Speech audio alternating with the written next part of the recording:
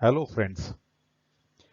पिछले वीडियो में विकारी शब्द संज्ञा के बारे में हम लोग पढ़ चुके हैं। आज हम इस वीडियो के माध्यम से संज्ञा में होने वाले रूपांतर या उनमें विकार लाने वाले तत्वों का अध्ययन करेंगे। दोस्तों, संज्ञा में विकार लाने वाले तत्व मुख्यतः तीन माने गए हैं: लिंग, वचन और कारक।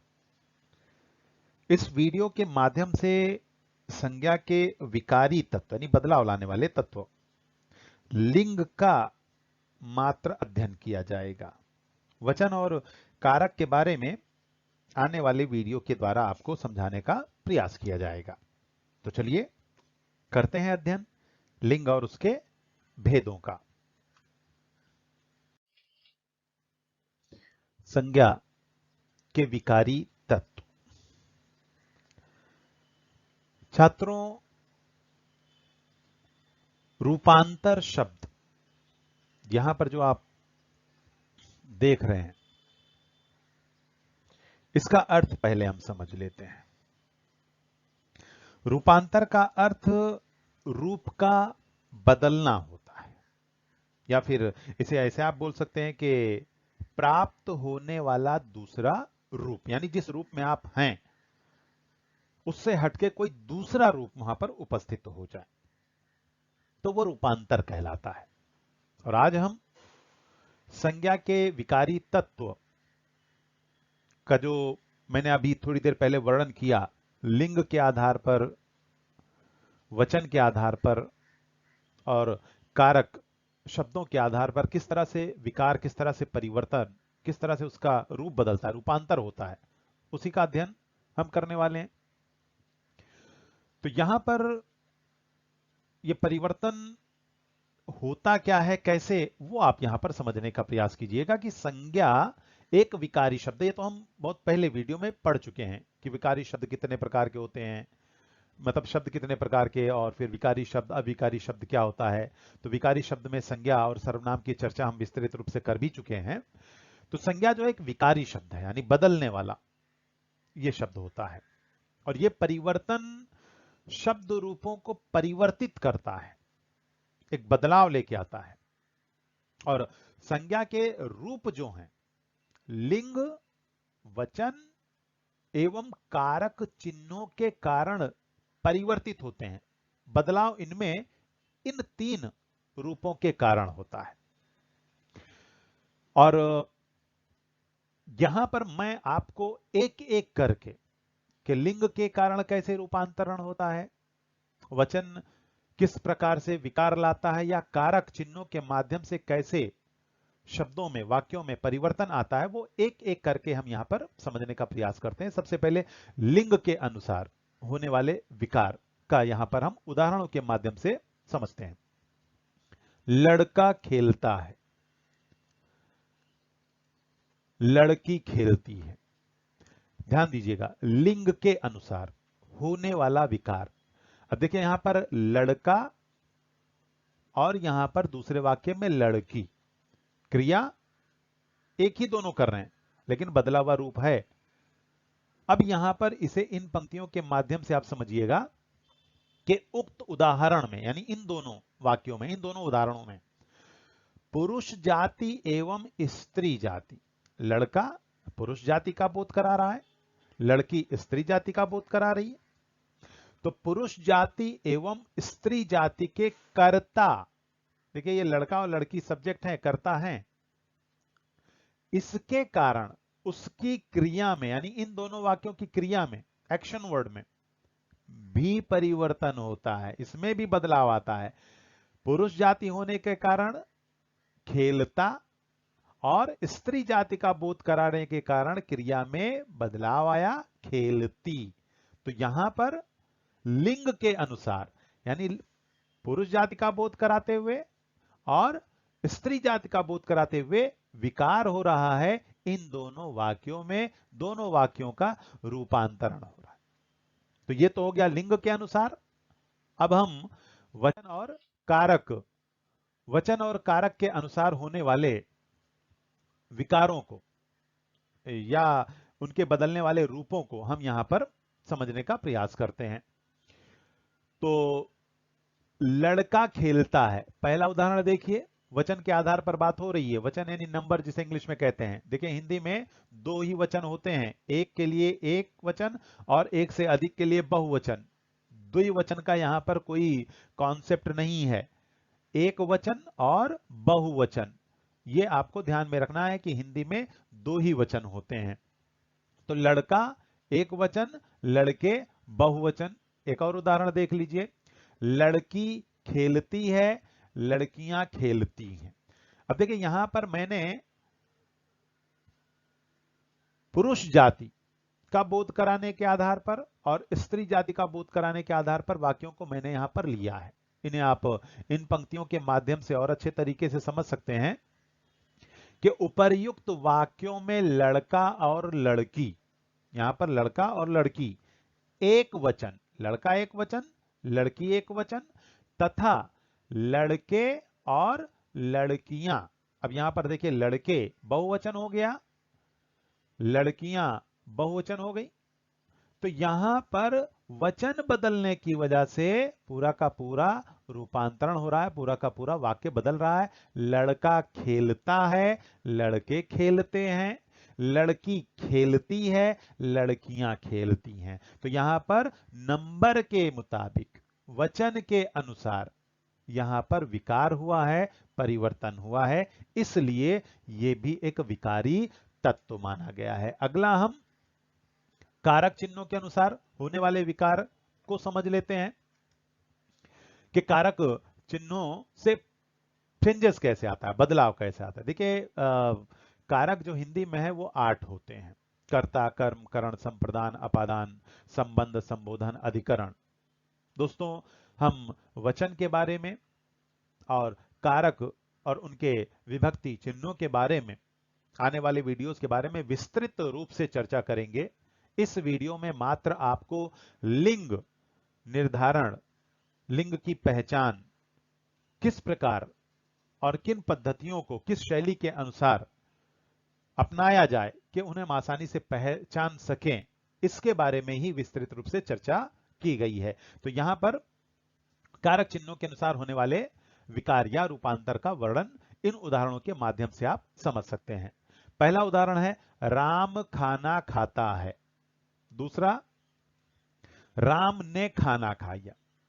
अब देखिए यहां पर इन पंक्तियों के माध्यम से समझने का प्रयास कीजिएगा कि इन दोनों वाक्यों में, उक्त वाक्यों में यानी ऊपर के दिए गए वाक्यों में, राम पुल्लिंग, यहां पर भी राम, यहां पर भी राम, और दोनों पुल्लिंग है, पुरुष जाति का बोध करा रहे हैं, और एक वचन है। दोनों वाक्यों में राम पुल्लिंग होने के साथ साथ एक वचन है, नंबर के आधार पर एक ही है।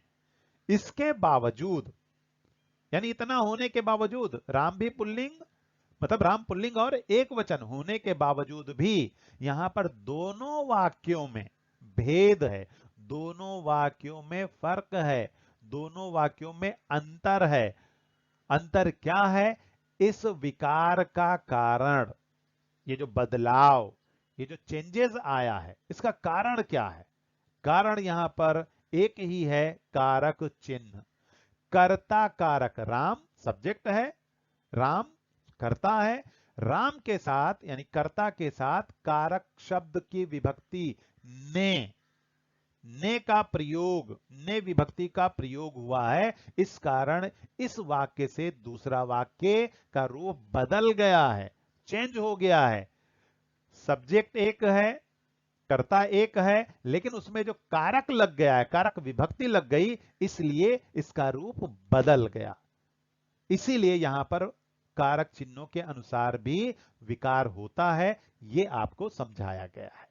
मतलब छात्रों के यह स्पष्ट हो जाता है, यह क्लियर हो जाता है कि संज्ञा का रूपांतर यानी जो विकार होते हैं वो लिंग, वचन और कारक के कारण ही होता है। तो छात्रों, विकार किस प्रकार से संज्ञा के रूप को बदल देती है, उन तीनों तत्वों का यहां पर संक्षिप्त रूप से मैंने परिचय दिया है। आगे के स्लाइड्स के माध्यम से, जैसा कि मैंने शुरू में बताया कि इस वीडियो में मात्र लिंग निर्धारण, लिंग के रूप को पहचानना, कौन सी लिंग है, किस प्रकार से हम पहचाने, इन्हीं तमाम तथ्यों को, इन्हीं तमाम नियमों को, इन्हीं तमाम बातों को आगे के स्लाइड्स के माध्यम से आप तमाम लोगों को समझाने का प्रयास उदाहरणों के माध्यम से किया गया है। लिंग, जिसे आप इंग्लिश में जेंडर कहते हैं। दोस्तों, लिंग हर भाषा में अलग अलग भेदों के साथ है।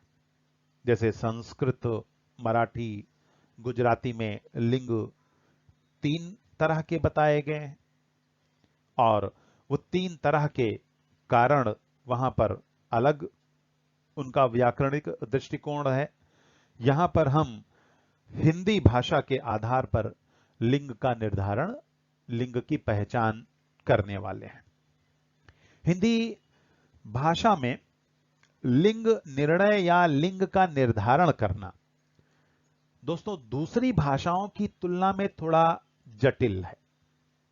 हिंदी में समस्त प्राणीवाचक, मतलब सजीव, या अप्राणीवाचक मतलब निर्जीव शब्दों को 2 रूपों में समाविष्ट, समाविष्ट यानी शामिल किया गया है। जहां तक सजीव यानी प्राणीवाचक लिंगों का प्रश्न है, उनके निर्धारण में तो कोई खास दिक्कत, कोई विशेष कठिनाई उत्पन्न नहीं होती। लेकिन दोस्तों, अप्राणीवाचक शब्दों का लिंग निर्णय निर्धारित करने में थोड़ी कठिनाई जरूर आती है। परंतु हम यहां पर लिंग को किस प्रकार से आसानी के साथ, सरलता के साथ पहचान सकें, इस बारे में मैंने आपको भरपूर तरीके से समझाने की कोशिश की है। तो चलिए सबसे पहले लिंग के शाब्दिक अर्थ, उसके पर्याय वाची रूप को देख लेते हैं कि लिंग को हम किस रूप में समझ सकते हैं। तो शाब्दिक अर्थ चिन्ह, निशान, प्रतीक, लक्षण, इन सारे रूपों में लिंग को माना जाता है। परिभाषा के आधार पर अगर समझा जाए लिंग को, तो दोस्तों संज्ञा, सर्वनाम या क्रिया के जिस रूप से किसी व्यक्ति यानी सजीव प्राणीवाचक, वस्तु यानी निर्जीव अप्राणीवाचक, या भाव जो हम महसूस करते हैं, प्रतीत करते हैं, की जाति यानी वो स्त्री जाति का बोध करा रही है या पुरुष जाति का बोध करा रही, तो किसी व्यक्ति, वस्तु या भाव की जाति का बोध हो, उसे लिंग कहते हैं। दोस्तों, हिंदी में जैसा मैंने भी बताया कि अलग अलग भाषाओं में लिंग के अलग प्रकार हैं, बट यहां हिंदी में, हिंदी भाषा में मात्र 2 भेद होते हैं, एक पुल्लिंग और दूसरा स्त्रीलिंग। दोस्तों, पुल्लिंग शब्द किसे कहते हैं, वो ये पंक्ति के माध्यम से आप समझ सकते हैं कि जिन संज्ञा शब्दों से, संज्ञा शब्द यानी किसी का नाम, जिन संज्ञा शब्दों से पुरुष जाति का यानी मैस्कुलिन इंग्लिश में जिसे कहा जाता है का बोध होता है, यानी पता चलता है कि पुरुष जाति से संबंधित है या पुरुष जाति का बोध करा रही हो, तब वहां पर पुल्लिंग होता है। ऐसे शब्दों को पुल्लिंग कहते हैं। उन शब्दों को आप यहां पर समझ सकते हैं और 3 आधार पर समझाने का मैंने यहां पर प्रयास किया है। जैसा कि मैंने बताया, प्राणीवाचक सजीव, जीवित, अप्राणीवाचक निर्जीव, और भावनाओं के आधार पर यहां पर ये जो शब्द दिया गया, व्यक्ति सजीव, वस्तु निर्जीव, और भाव यानी फीलिंग्स। तो सजीव में राम, बालक, राजा, घोड़ा, खटमल इत्यादि। दोस्तों ये सारे सारे शब्द पुरुष जाति का बोध करा रहे हैं। राम जाता है, बालक खेलता है, राजा लड़ाई करता है, घोड़ा दौड़ता है, खटमल खून चूसता है।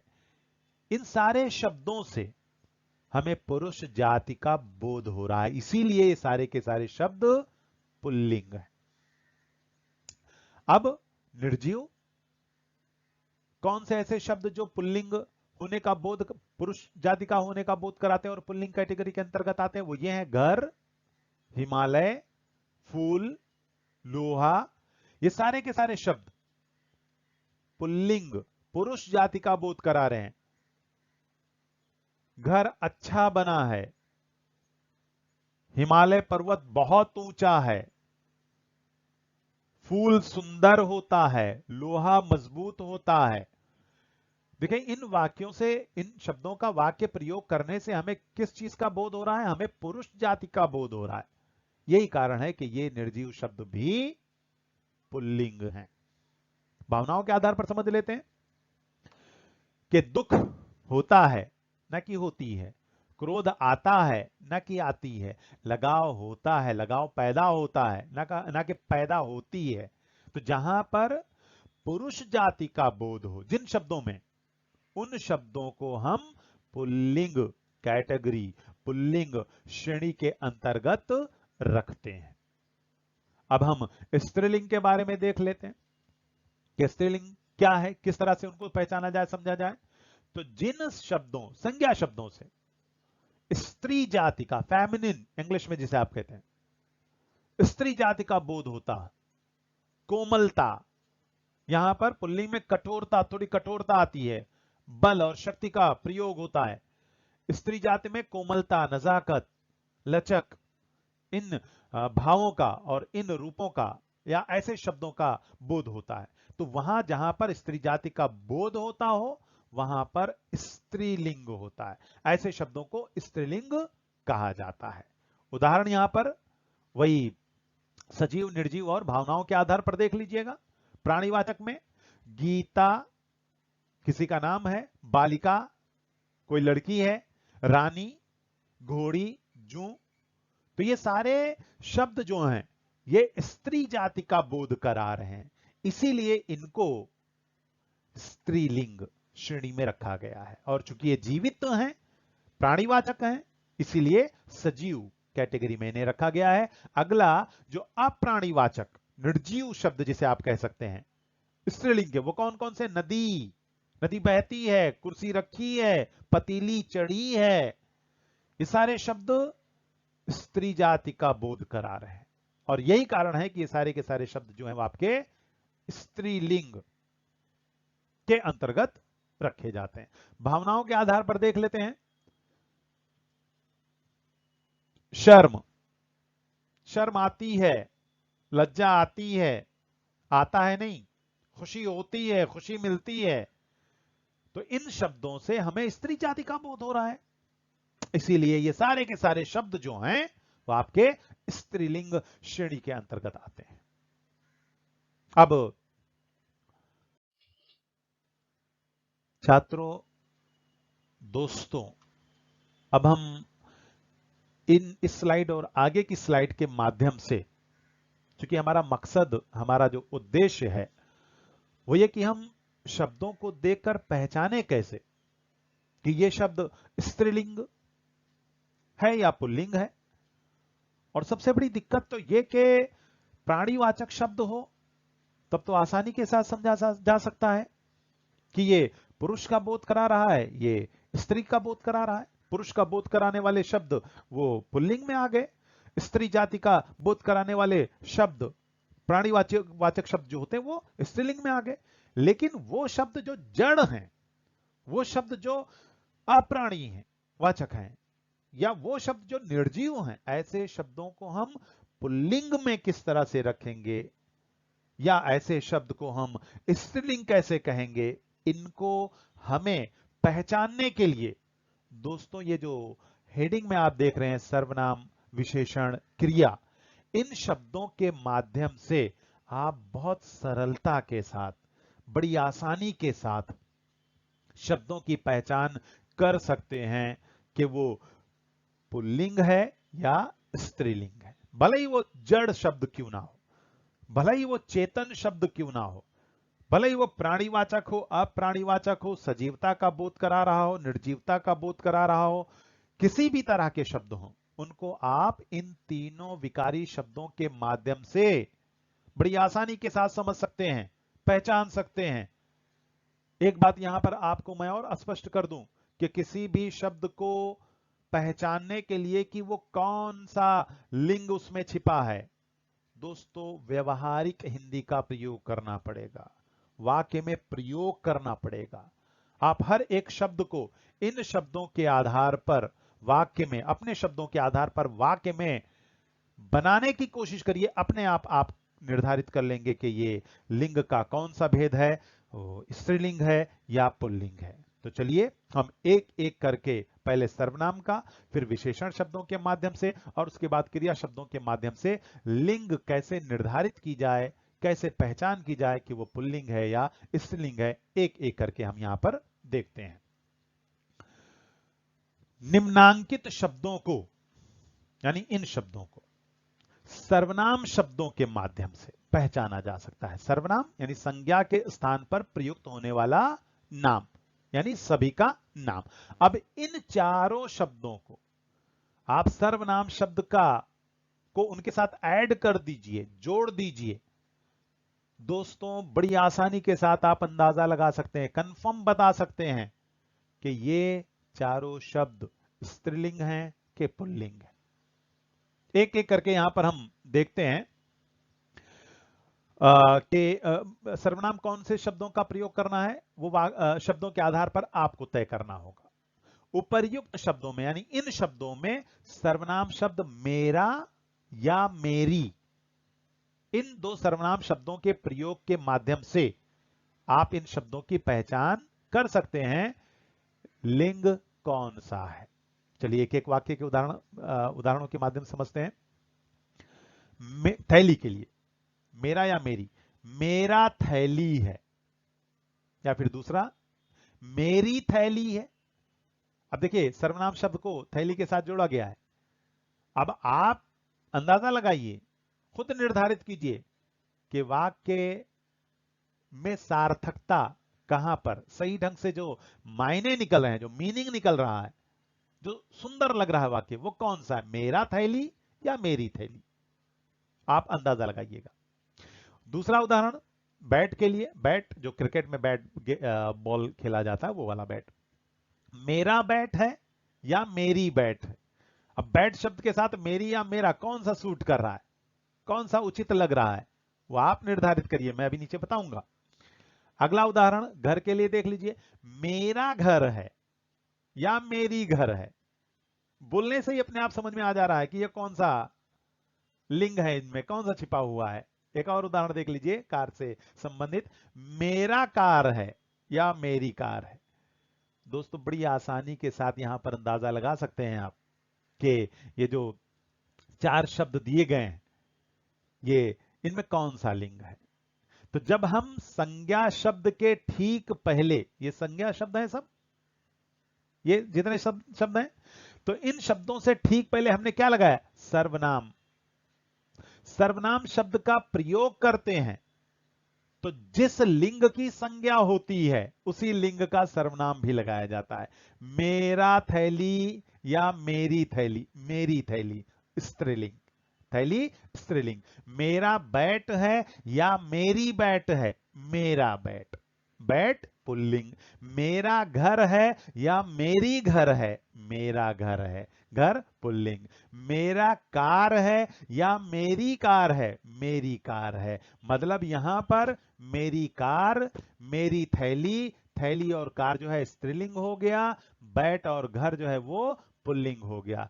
तो कहने का मतलब ये कि सर्वनाम शब्दों का प्रयोग आप शब्दों के साथ, ऐसे शब्दों के साथ करके आप अंदाजा लगा सकते हैं, वाक्य प्रयोग करके आप पता लगा सकते हैं कि शब्द स्त्रीलिंग है कि शब्द पुल्लिंग है। तो ये तो रहा सर्वनाम शब्दों के माध्यम से पहचानने का तरीका। अब हम अगले स्लाइड के माध्यम से विशेषण और क्रिया शब्दों के माध्यम से लिंग की पहचान कैसे कर सकते हैं वो हम यहां पर देखते हैं। विशेषण शब्दों के माध्यम से पहले लिंग की पहचान उदाहरणों के माध्यम से देखने और समझने का प्रयास करते हैं। निम्नांकित शब्दों को विशेषण, विशेषण विकारी शब्द होता है जो किसी की विशेषता बतलाए, विशेषण शब्द के माध्यम से पहचाना जा सकता है। अब यहां पर पहले हमने सर्वनाम शब्द लगाया, अब यहां पर इन शब्दों के साथ विशेषण शब्द लगाना है। इन शब्दों को हमको बताना है कि ये स्त्रीलिंग है कि पुल्लिंग है। अब विशेषण शब्द कैसे लगाएंगे, उसके लिए आपको उन शब्दों को, कुछ शब्दों को चूज करना होगा, चुनना होगा, चुनाव करना होगा इन शब्दों के आधार पर, इन शब्दों के को तुलना में रखते हुए कि कौन उनके साथ सुटेबल विशेषण बैठेगा। तो उपर्युक्त शब्दों में विशेषण शब्द ठंडी या ठंडा, अच्छा या अच्छी, मीठा या मीठी, खट्टा या खट्टी। अब एक एक करके इन विशेषण शब्दों का एक एक करके इन शब्दों के साथ वाक्य प्रयोग करते हुए हम पहचान लेंगे, बड़ी आसानी के साथ पहचान लेंगे कि ये कौन से लिंग वाला शब्द है, स्त्रीलिंग वाला या पुल्लिंग वाला। तो उदाहरण पहले देखते हैं। आज की रात ठंडी है या आज की रात ठंडा है। अब अपने आप आपकी समझ में आ जाना चाहिए कि रात ठंडी होती है ना कि रात ठंडा होता है। तो रात क्या हो गया, स्त्रीलिंग हो गई। इसी तरह से दिन के बारे में देख लेते हैं। ये आज का दिन अच्छा है या आज का दिन अच्छी है। दिन अच्छा होता है, रात अच्छी होती है। रात स्त्रीलिंग, दिन पुल्लिंग। दिन जो है अच्छी नहीं, अच्छा होता है। तो दिन क्या हो गया, आपका पुल्लिंग हो गया। चीनी शब्द के बारे में देख लेते हैं। विशेषण शब्द का प्रयोग किया जा रहा है। चीनी मीठी होती है या चीनी मीठा होता है। अब आप खुद ही पढ़कर अंदाजा लगा सकते हो कि यहां पर मीठा शब्द चीनी के साथ प्रयुक्त किया जाए तो चीनी शब्द में वाक्य मीठी लगाने से क्या फर्क पड़ रहा है, क्या अच्छा आपको लग रहा है। चीनी मीठी होती है ये सही है, चीनी मीठा होता है ये सही नहीं लग रहा है। इसलिए चीनी जो है वो आपका स्त्रीलिंग हो गया। अगला उदाहरण आम का देख लेते हैं। आम खट्टा होता है या आम खट्टी होती है। आम खट्टा होता है तो आम आपका पुल्लिंग हो गया। इसे मैंने वाक्यों की लाइन के पंक्तियों के माध्यम से समझाया है कि इस तरह से हम कह सकते हैं कि रात और चीनी, रात और चीनी ये स्त्रीलिंग है, एवं दिन और आम ये आपका पुल्लिंग है। तो कहने का मतलब विशेषण शब्दों के माध्यम से आप शब्दों की पहचान कर सकते हैं कि ये आपका स्त्रीलिंग है या पुल्लिंग है। अब हम आगे क्रिया शब्दों के माध्यम से लिंग की का निर्धारण कैसे कर सकते हैं, उसे पहचान कैसे सकते हैं, वो हम वाक्य प्रयोग करते हुए अगली स्लाइड में देखते हैं। क्रिया शब्दों के माध्यम से लिंग की पहचान। क्रिया नहीं, एक्शन वर्ड, वर्ब जिसे आप कहते हैं, जिससे किसी के कोई भी काम होने के बारे में पता चलता है। तो निम्नांकित शब्दों को यानी इन शब्दों को क्रिया शब्द के माध्यम से पहचाना जा सकता है कि वो स्त्रीलिंग है या वो शब्द पुल्लिंग है। अब यहां पर क्रिया वाले कौन कौन से शब्द होने चाहिए वो आप शब्द के इन शब्दों के आधार पर आपको खुद तय करना होगा। उपर्युक्त शब्दों में यानी इन शब्दों में आप ये सब लगाइए। होता, होती, गुजरता, गुजरती, जाता, जाती। ऐसे क्रिया वाले शब्दों के माध्यम से आप लिंग को बड़ी आसानी के साथ पहचान सकते हैं। उदाहरणों के माध्यम से देख लीजिए आप कि रात में ये शब्द लगाना है, रात होती है या रात होता है। अपने आप अंदाजा लगा ले रहे होंगे कि रात होती है ना कि रात होता है, तो रात क्या हुआ, स्त्रीलिंग हो गया। अगला उदाहरण दिन के लिए देख लेते हैं। दिन गुजरती है, दिन कटती है, दिन कट जाती है, कि दिन गुजरता है। दिन गुजरता है ना कि गुजरती है। दिन अच्छा होता है ना कि दिन अच्छी होती है। पिछले वाक्य में हमने देखा विशेषण के आधार पर, यहां क्रिया के आधार पर देख रहे हैं। तो दिन गुजरती है कि दिन गुजरता है, दिन गुजरता है, तो आपका ये पुल्लिंग हो गया।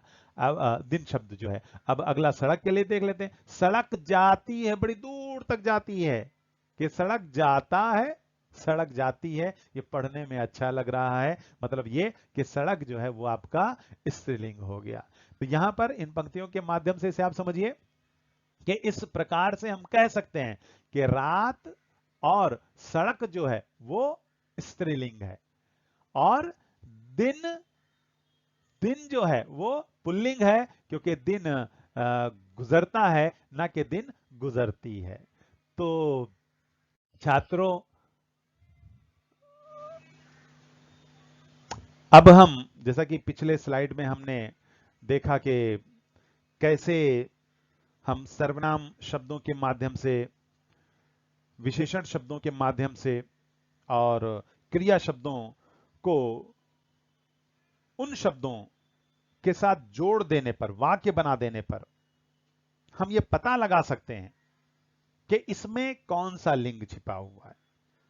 तो कभी भी आप बड़ी आसानी के साथ दिए गए शब्दों में सर्वनाम शब्द लगाइए, विशेषण शब्द लगाइए, क्रिया वाले शब्द लगाइए, और अपने तौर पर वाक्य बनाकर आप खुद अंदाजा लगाइए कि वहां पर पुल्लिंग है उस शब्द में या उस शब्द में स्त्रीलिंग है। अब यहां पर जो मैं इस स्लाइड के माध्यम से आपको बतलाना चाह रहा हूं, वो चंद शब्द ऐसे हैं जो मात्र प्राणीवाचक, प्राणीवाचक शब्दों का ही मैं यहां पर वर्णन कर रहा हूं।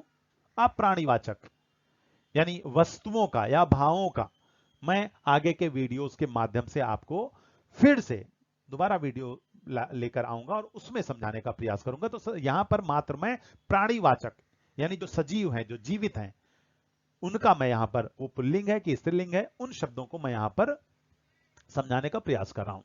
तो जिन प्राणीवाचक संज्ञा शब्दों से जोड़े, पेयर इंग्लिश में बोलते हैं ना, जोड़े का बोध होता हो, उनमें पुरुषवाचक संज्ञाएं पुल्लिंग होती हैं और स्त्रीवाचक संज्ञाएं स्त्रीलिंग होती हैं। इनको मैंने श्रेणी के आधार पर बांटा है, इसे आप देख सकते हैं कि पुल्लिंग शब्द, जोड़े वाले जो शब्द हैं पुल्लिंग में क्या आते हैं और स्त्रीलिंग में क्या आते हैं। और एक बात का और ध्यान रखिएगा, इनमें भी आप उन्हीं शब्दों को अगर आप अंदाजा लगाना चाहें तो वाक्य प्रयोग करके भी इस्तेमाल कर सकते हैं, क्रिया का और विशेषण इत्यादि का। पुल्लिंग दूल्हा, दूल्हा का स्त्रीलिंग दुल्हन। इसी आधार पर देव, देव का स्त्रीलिंग देवी। पुत्र, पुत्र का स्त्रीलिंग पुत्री। श्रीमान, श्रीमान का स्त्रीलिंग श्रीमती। सेवक, सेवक का स्त्रीलिंग सेविका। गायक का स्त्रीलिंग गायिका। छात्र का स्त्रीलिंग छात्रा। बुढ़ा का स्त्रीलिंग बुढ़ी। अब हम अगली श्रेणी में देख लेते हैं पुल्लिंग और स्त्रीलिंग वाले शब्द। नाई का स्त्रीलिंग नाइन होता है। पिता का माता स्त्रीलिंग होता है। भाई का स्त्रीलिंग बहन होगा। लड़का का स्त्रीलिंग लड़की होगा। सन्यासी का स्त्रीलिंग सन्यासिनी होगा। वर का स्त्रीलिंग वर वधु होगा। इंद्र का स्त्रीलिंग इंद्राणी होगा। श्याम का स्त्रीलिंग श्यामा होगा। अब यहां पर फिर से आप देख लीजिए स्लाइड के माध्यम से कि नर का स्त्रीलिंग मादा। लड़का का लड़की। बालक का बालिका स्त्रीलिंग होगा। जेठ का जेठानी। नाना का नानी स्त्रीलिंग होगा। साला का साली स्त्रीलिंग होगा। मामा का मामी स्त्रीलिंग होगा। दादा का दादी स्त्रीलिंग होगा। बाप का मां स्त्रीलिंग होगा। पति का पत्नी। दूसरी तरफ आप देख लीजिए, सेठ का सेठानी। शिक्षक का शिक्षिका। तपस्वी का तपस्विनी। भगवान का भगवती। नायक का नायिका। मौसा का स्त्रीलिंग मौसी होगा। चाचा का स्त्रीलिंग चाची होगा। घोड़ा का स्त्रीलिंग घोड़ी होगा, शेर का शेरनी होगा, ऊंट का ऊंटनी होगा। तो छात्रों यहां पर मैंने आपको प्राणीवाचक यानी सजीव जो जानदार है, जैसे जेठ, जेठानी, ऊंट, ऊंटनी, ये प्राणीवाचक के अंतर्गत आते हैं।